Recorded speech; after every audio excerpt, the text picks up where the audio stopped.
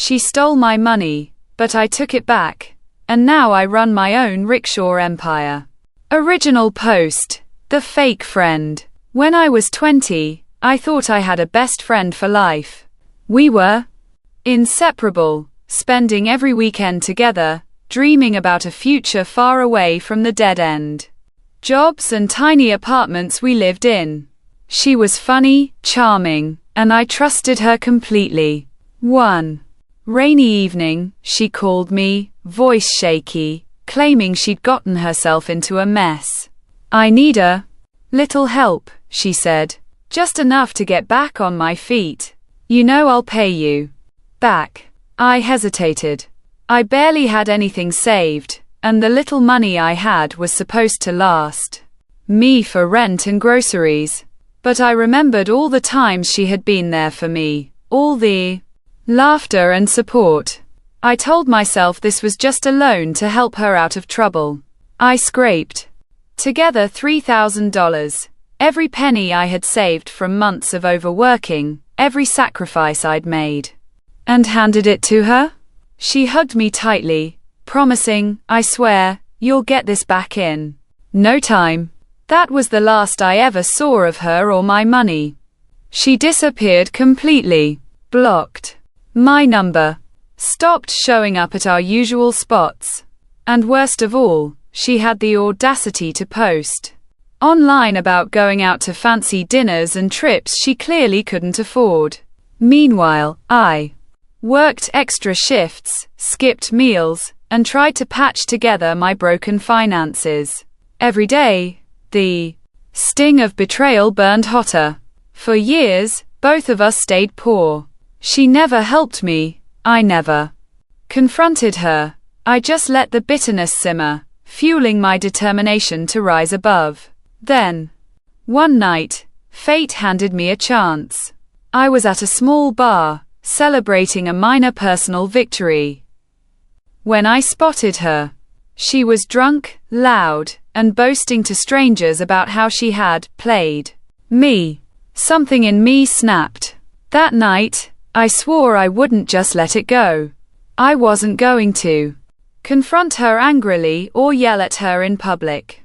I was going to take back what was mine, every single penny, and make sure she knew exactly who she had messed with. And when I finally did, it changed everything. It wasn't just about the money. It was about proving to myself that I could overcome betrayal, outsmart someone who thought she was clever, and come out on top.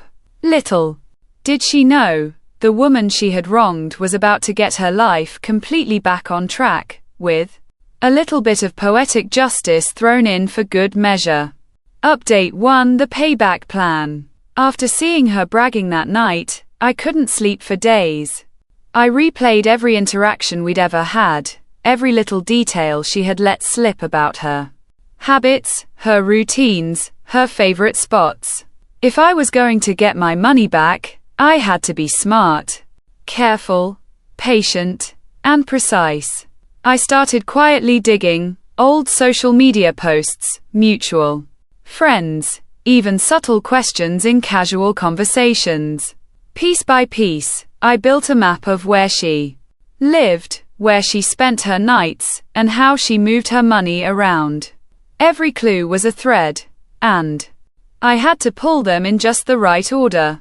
I didn't confront her immediately. That would have tipped her off. Instead, I set small traps, a casual meetup suggestion here, a hint about a mutual opportunity there, all designed to put her in the right place at the right time. The tension was unbearable. Every day I worried she'd disappear again, or worse, notice my plans before I was ready. But finally, the night came. She walked into the coffee shop I had chosen, confident, laughing with a few friends, completely unaware that the past she had tried to bury was about to catch up with her. I approached her calmly, smiling, and started a casual conversation, keeping my voice light but my mind racing. Slowly, I steered the talk toward the money she owed me. She scoffed at first, pretending she didn't remember, but I had all my evidence ready. Screenshots, receipts, and a detailed timeline that proved she owed me every cent. Her face went pale. She tried to laugh it off, but the weight of the truth was there. I watched as the confidence drained from her. Finally, begrudgingly, she handed over an envelope. Thick with cash, all of it. My money. Every sacrifice, every late night, every frustrating month of struggle, reclaimed in one moment. I didn't gloat. I didn't rub it in. I just walked out, feeling a mix of relief and exhilaration. And then, with my first real taste of victory, I did something I'd dreamed about for years. I bought a rickshaw. A bright, shiny, unstoppable symbol that I was no longer at anyone's mercy, and that hard work, patience, and clever planning could change everything. It was more than a vehicle, it was a statement. And it was just the beginning of a life I was finally in control of. Update 2: Reclaiming control. The day after getting my money back, I felt lighter than I had in years. It wasn't just the cash, it was the proof that I could stand up for myself, that I could outsmart someone who had once thought she could walk all over me. Every step I took that morning, from leaving the coffee shop to walking down the busy streets, felt like reclaiming a piece of my own life. My fake friend reached out a few times after that. I didn't ignore her entirely, but I didn't entertain her either. There was nothing left to say. The betrayal had already spoken for itself. I realized that some people aren't meant to stay in your life, and that's okay. Some lessons, as painful as they are, shape you into someone stronger. With my money back, I started thinking bigger. The rickshaw wasn't just a trophy, it was the first step toward independence. I spent days customizing it, adding bright colors, stickers, and a small sound system. People stopped to look, curious and amused. Soon, I was ferrying small goods and passengers, hustling like I had never done before, but now with control, pride, and confidence. In every ride, friends, neighbors, and even strangers started noticing my drive. Every tip, every fare, every small success reminded me that I was capable of more than I'd ever imagined. For the first time in years, I felt the satisfaction of building something purely on my own terms, and it all started with reclaiming what was rightfully mine. And as I watched the sunset one evening, parked on the quiet streets, I realized this was just the beginning.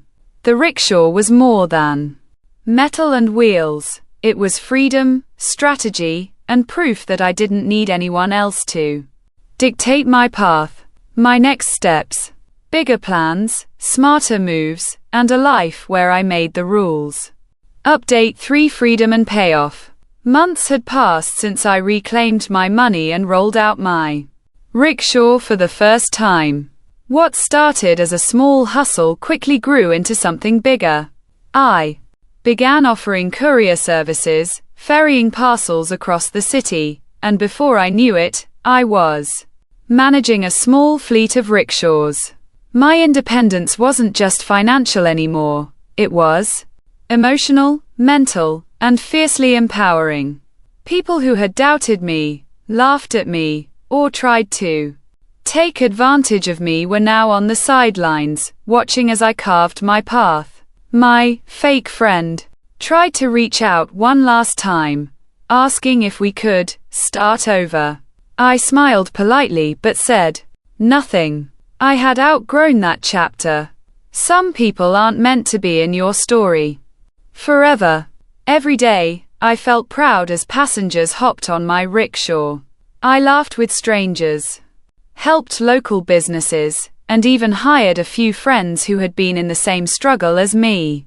The city that once felt like a jungle of obstacles now felt like my playground. I wasn't just surviving, I was thriving. The rickshaw, once a symbol of reclaiming what was mine, had become my emblem of freedom. And as I looked at the fleet humming down the streets, I realized this: I had taken back control of my life, rewritten my story, and proven that betrayal could turn into triumph. This wasn't just about money. It was about resilience, strategy, and refusing to let anyone dictate your worth. I was rich now, not just in cash, but in confidence, respect, and the life I had built for myself. And it all started with taking a stand.